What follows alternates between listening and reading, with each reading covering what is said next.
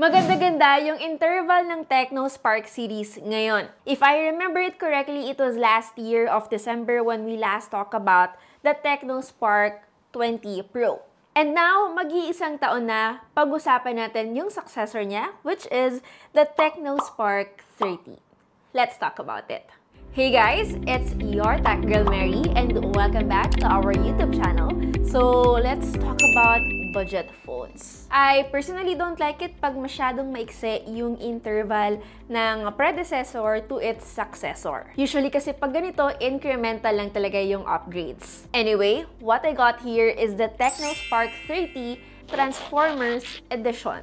Tatlo yung smartphone na meron yung Spark 30 series. Meron tayong Spark 30, Spark 30 5G, and Spark 30 Pro. Don't worry as well dahil meron din namang hindi Transformers. Kung hindi kayo masyadong fan ng masyadong makukulay and loud type of designs.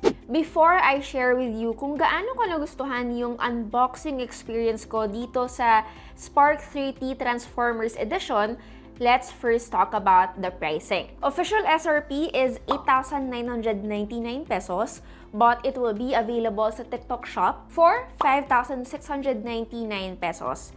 This is their first sale promo. So, discount rate is almost 40%. Pero guys, huwag kayo magpapadala just because of the 40%. Syempre, manood muna kayo ng reviews katulad nito.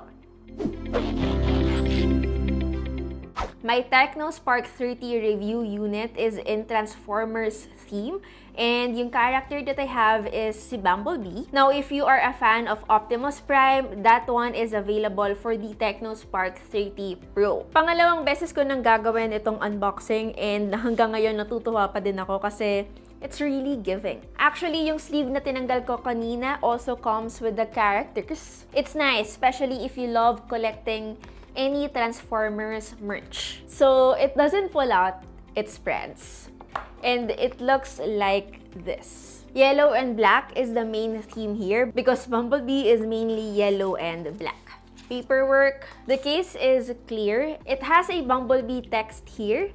And yung design ng case niya reminds me of the hood of the car version of Bumblebee. I remember that because of the Bumblebee movie. Anyway, we have here the phone. Ang ganda din ng plastic. Sabi ko sa inyo, maganda yung unboxing experience for a budget phone.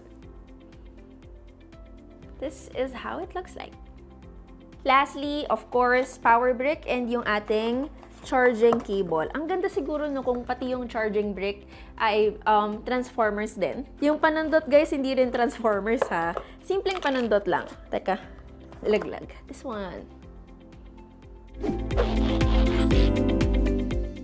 Una nyo agad mapapansin sa overall look ng device, it's very loud. Again, it's Transformers Edition. So if you're not a fan of that, meron naman tayong hindi Transformers. Meron tayo nung simple lang nilang design. Yung dalawa pa niyang kulay is Stellar Shadow and Astral Ice. Alam nyo, ibang-iba yung design ng Tecno Spark 30 series ngayon.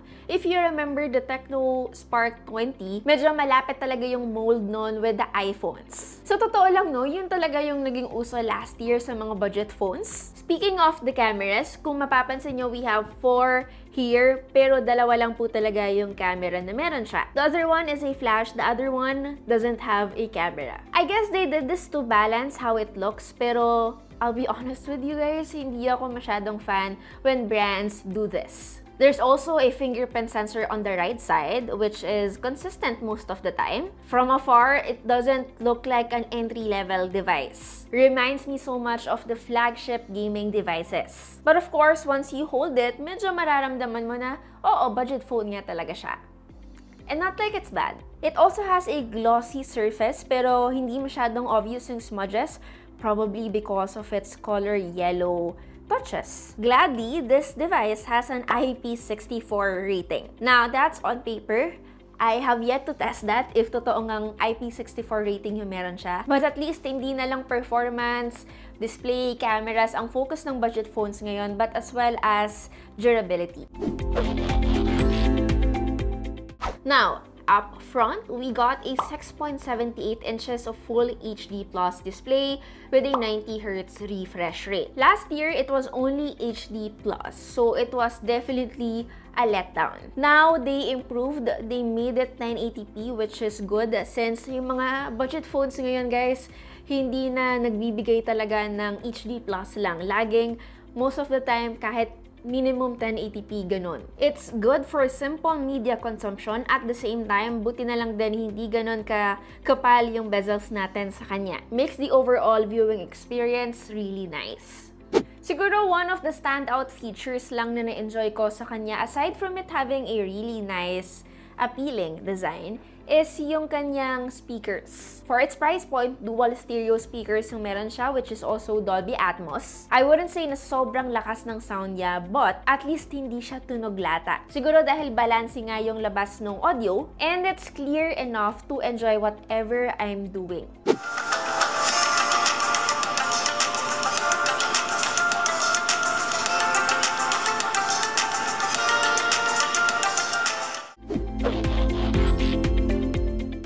Now, when it comes to performance, obviously may changes din tayo. I wouldn't say sobrang laki, well at least it improved. From the previous MediaTek Helio G85, we now are getting a MediaTek Helio G91 with the same configuration of 8GB of RAM and 256GB of internal storage. Actually, this chipset, medyo usong-uso talaga to sa mga entry-level devices this year. Obviously, hindi ito para doon sa mga gamers na high graphics yung nilalaro, or even yung mga heavy task and heavy multitasking. If that's what you do, then this is not the device for you. But for simple day-to-day use, in fairness, the device was able to deliver. Now, if you want to play something a bit more heavier, I suggest you go for the Pro version of this device.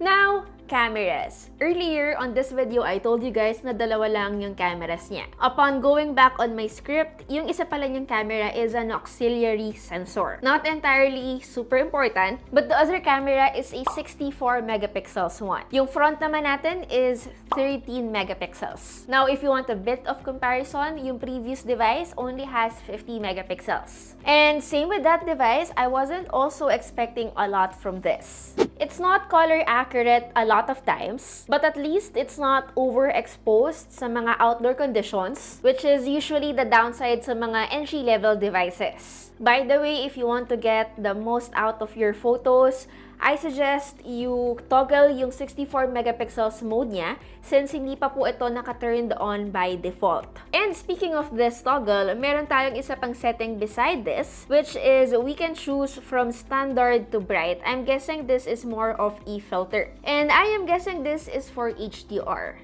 Now, for taking selfies, buti na lang, very useful, especially when shooting in dark environments. At this moment that I am reviewing this device, this already comes with an Android 14 with high OS 14 skin. Medyo similar pa rin yung interface niya, especially the camera app from the previous devices. Yun nga lang syempre, since this is a Transformers Edition, Transformers din yung theme niya. Walang sinabi si Tecno kung hanggang kailan nila iso-support ng updates yung device na to, but I'm guessing almost, siguro maximum 2 years dahil again, ganito kapag budget devices. Something na hindi ko napansin sa Tecno Spark 20 last time, yung dynamic port niya. Kind of their take with the dynamic island on iOS smartphones. So halimbawa, during face unlock and even while you are charging, lalabas ito. And speaking of charging, actually on this area and battery life, not much has changed. We still are getting 5,000 mAh and 18 watts of fast charging. Battery life is really good. Charging-wise, medyo matagal, almost 3 hours bago namin to na full charge. 18 watts on a 5,000 mAh is not really fast charging. Not the greatest, but we can't really expect from a smartphone that is priced at around 5,000 pesos. Now, let's talk about pricing. Sinabi ko kanina sa umpisa ng video natin kung magkano siya. If I remember it correctly, the price last year of the Tecno Spark 20 was 6,999 pesos. So yes, when it comes to the official SRP, medyo tumaas siya. Siguro ganito na lang. The best advice that I can give you is i-maximize nyo yung early bird price nila. So you can still get it for less than 6,000 pesos. Hindi pa rin ganun kasakit sa bulsa. Hindi nyo rin mararamdaman yung medyo pagtaas ng presyo niya. Nevertheless, it still is a great entry-level smartphone. At the same time, I also think it's a great collector item piece. Anyway, that's basically it. Again, it's your Tech Girl Mary, and see you on our next video. Bye!